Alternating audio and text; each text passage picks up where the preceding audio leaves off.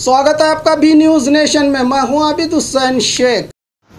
समाज हित के लिए भागप्पा हरिजन की ओर से चंडी होम पूजा। पिछले दिनों भारी बारिश से महाराष्ट्र के सोलापुर जिला अक्कलकोट तालुका बबलात के श्री यल्लम्मा देवी देवस्थान पानी में पूरी तरह से डूब गया था। इससे देवस्थान और गर्भगुड़ी में पानी घुस जाने से देवी और देवस्थान की शुद्धिकरण करने की बात मंदिर के पुजारी ने कही थी। इसी के चलते मंदिर शुद्धिकरण और समाज हित के लिए भागप्पा हरिजन ने चंडी होम अभिषेक की विशेष पूजा अर्चना करते हुए समाज में सुख शांति बने रहने की देवी से प्रार्थना की।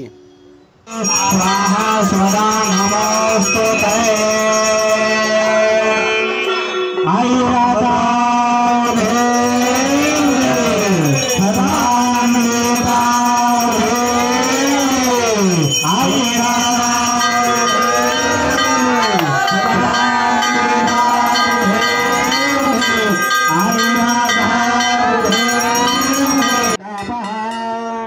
सर्वस्वरूपे सर्वेशे सर्वशक्ति समन्विते देवस्ताय दुर्गे देवी नमो